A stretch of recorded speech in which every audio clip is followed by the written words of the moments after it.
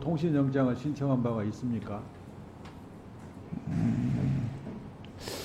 지금 너무 또 수사하고 있는 것에 대한 너무 또 내밀한 것이어서 아니 그런데 예. 본인이 아까 대답했듯이 본인이 국회 증감법을 검토했더니 직무상 비밀이라는 이유로 말하지 않을 수가 없더라 해서 말씀을 하셨잖아요.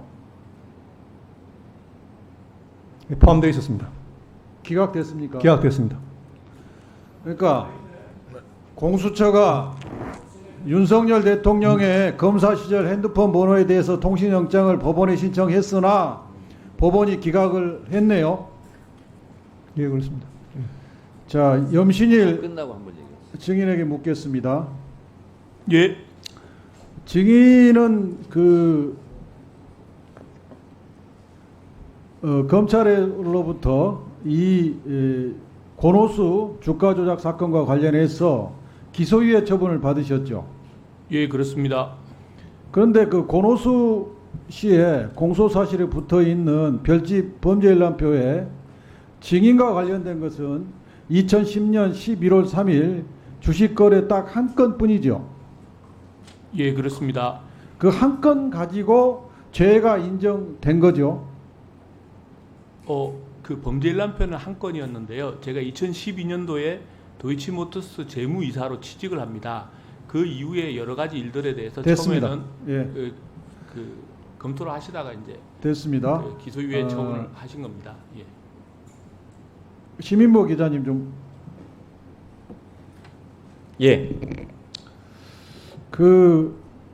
김건희 여사는 유죄가 인정된 102건 중에서 48건, 47%가 통정거래 이용됐고 오전에 제가 질의한 바와 같이 2010년 10월 28일, 11월 1일 대신증권 직원과의 통화 녹취록까지 확보가 돼 있고 이정필의 피의자 신분조서까지 확보가 돼 있는데 기소가 안 됐습니다. 그렇습니다. 그런데 방금 확인한 염신일은 범죄일람표에 딱 한 건만 적발됐는데 기소유예, 다시 말해서 죄는 인정된다 판단을 받은 거고 또 송건희 씨는 기소가 됐어요. 네. 이것과 비교할 때 저는 이해할 수 없거든요. 예. 좀 더 물어볼게요. 한국거래소 이상거래 심리 분석 결과 보면 저 화면 보시면 김재희, 양경수, 이승근, 정병량, 최운성, 김건희 이 권오수의 우호적 지분 이 사람들이 148억을 매수해서 94억을 수익을 거뒀거든요. 예. 주가 조작 사건에서 처벌의 제1번 기준은 수익을 제일 많이 거둔 자가 제1번 기준입니다. 그런데 이 사람들은 94억 많이 수익 얻은 사람이 25억부터 9억까지 이렇게 수익을 거둔 사람들이 한 명도 기소가 안 됐어요. 그렇습니다. 이것을 정당하다고 볼 수 있습니까? 전혀 정당하다고 생각하지 않고요. 최은순, 김건희 씨를 포함한 6명의 주주들은 이 사건에서 입장이 대단히 비슷합니다. 그렇기 때문에 저 중에 이제 한 명을 기소할 경우에 최은순, 김건희 씨도 기소를 하지 않으면 형평성에 맞지 않는다는 비판이 나올 수 있어서 안 한 것이 아닐까라고 저희는 취재하면서 추정을 했습니다. 저도 똑같이 생각합니다. 예. 김건희 여사를 보호하기 위해서 저 나머지 다섯 사람이 보호됐다. 저는 그렇게 생각하는데 동의하십니까? 예, 동의합니다. 법원의 판결에 대해서도 저는 불만이 많습니다. 왜냐하면 어떤 사람이 무허가 식당을 했는데 주방장을 1년 쓰다가 바꿨을 실력이 없어서 그러면 주방장이 바뀌었다고 앞 사건과 뒷 사건이 분리되는 건 아니거든요. 한 사건이거든요. 권오수는 동일한데 주포가 바뀌었다고 사건을 둘로 나눠가지고 앞 사건을 면소 판결을 준 걸 정당하다 보지 않습니다. 동의하십니까? 예, 완전히 동의합니다. 예. 이상입니다. 네, 수고하셨습니다. 다음은 박준태 의원님, 네, 질의하세요. 국민의힘 박준태 의원입니다. 제가 그동안 정청래 위원장님 의사진행에 불만이 있어도 큰 문제 제기를 하지 않고 따랐던 것은 대한민국 국회 법제사법위원회의 건의와 위원장 직무의 중대함을 존중했기 때문입니다. 개개인의 의원들이 다 헌법기관이고 각자의 주장과 생각이 다른데 그분들이 모여서 하는 회의를 진행하는 그 어려움, 또 그 사무의 중대함이 무게감이 크지 않습니까? 그래서 정청래 의원 개인이 아니고 위원장이라는 우리 위원회를 대표하는 분으로 인정을 해드린 겁니다. 다른 분들은 뭐 어떤지 모르겠는데요. 최소한 저는 그랬습니다. 그리고 거기에는 위원장님께서 우리 위원들 한 명 한 명을 존중하고 우리 위원회의 위상과 품격을 잘 지켜주시라는 그런 바람과 기대가 담겨 있는 겁니다. 여와 야가 생각이 다르고 또 정치적인 입장이 다르고 싸우고 갈등할 때도 많지만 그래도 최소한 우리가 정치적인 이 도의나 금도 예의에 관한 문제들이 있지 않습니까? 우리 위원회가 위원장님이 너무 편파적으로 운영한다 이런 지적들이 우리 위원들만 하는 건 아닙니다.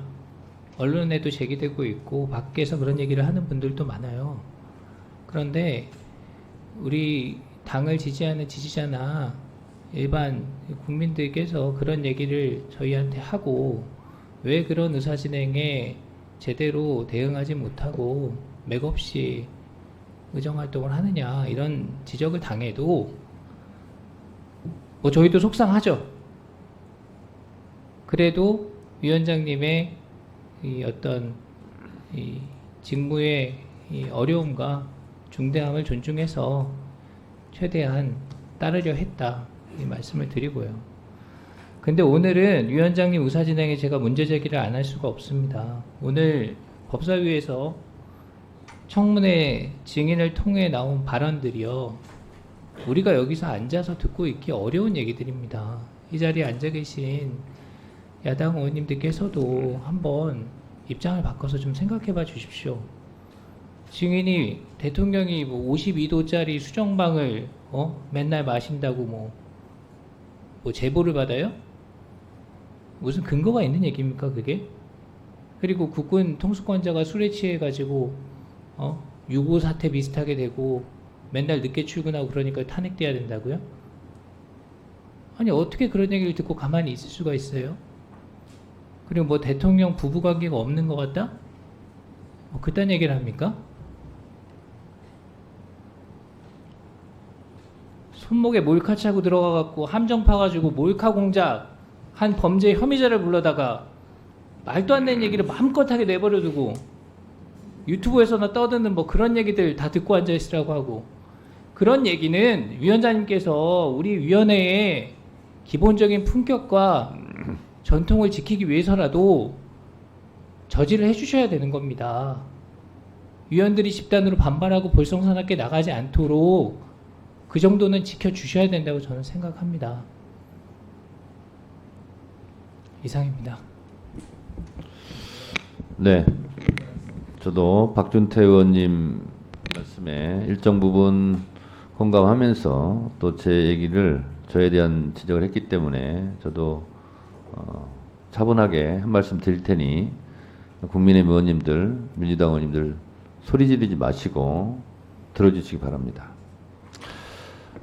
박준태 의원님 입장에서 저렇게 주장하시는 것이 저는 일리가 있다고 생각합니다. 그럴 수 있습니다. 제 심정을 개인적으로 말씀드리면 또 위원장 입장에서 말씀드리면 그렇습니다. 예를 들면 한동훈 특검법 그거는 진작에 올라와 있던 발의된 안건입니다. 근데 이러저런 사정으로 법사위에 올라온 고유 법안을 상정을 못했었습니다. 그리고 이날할까 저날할까 하는데 고려도 했습니다.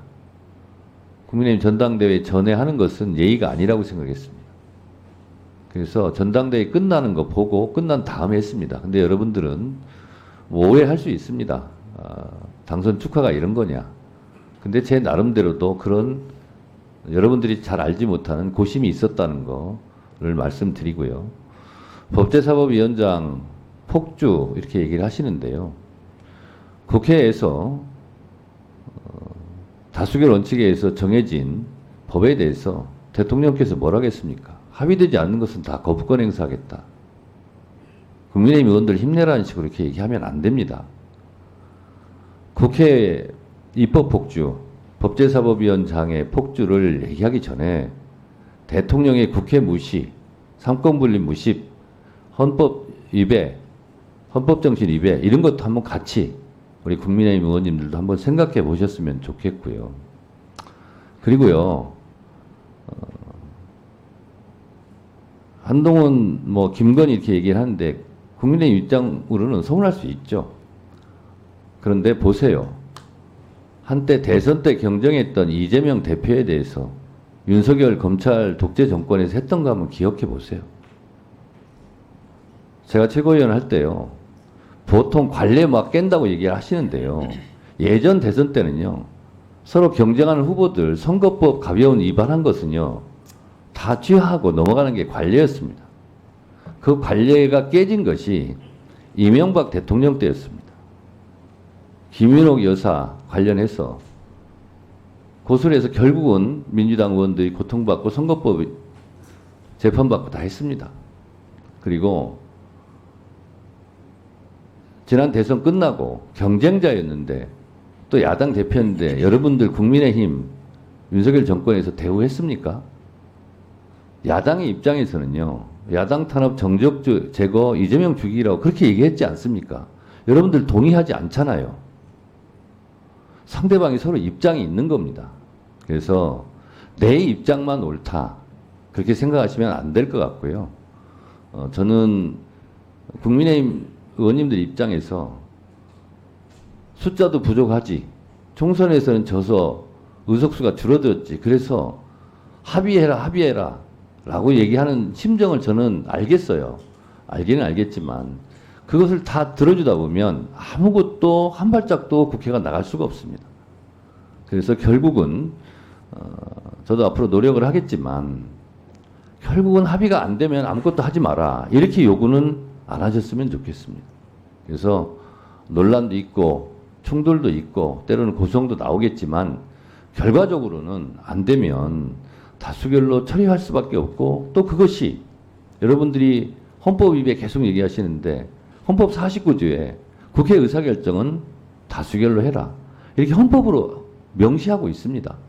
그래서 그거는 어쩔 수 없는 부분입니다. 그래서 그런 부분은 이해해 주시고 박준태 우리 의원님이 참 차분하게 저렇게 말씀하시고 착잡한 심정을 얘기하시니까 저도 이런저런 생각이 들기는 합니다만 어쨌든 그러함에도 불구하고 내일의 태양이 뜨듯이 우리 법사위는 그래도 또 한 발 한 발 앞에 나가야 되기 때문에 위원장으로서 전들 여러 가지로 마음이 편하지만은 않습니다. 그렇지만 일은 또 해야 되겠고 하기 때문에 제가 애써서 시간도 늦지 않으려고 1, 2분 전에 다 앉아서 정시에 출발하고 있고 또 의원님들에게 계속 끼어들기 제발 좀 하지 말라고 그건 제가 국민의힘한테만 요구하는 건 아니지 않습니까?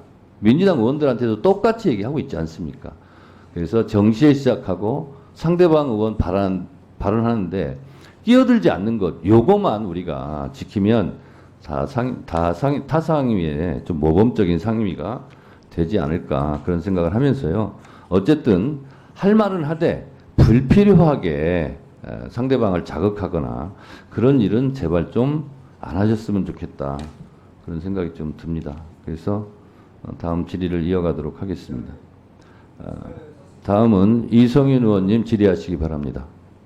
네, 전주울 이성윤입니다.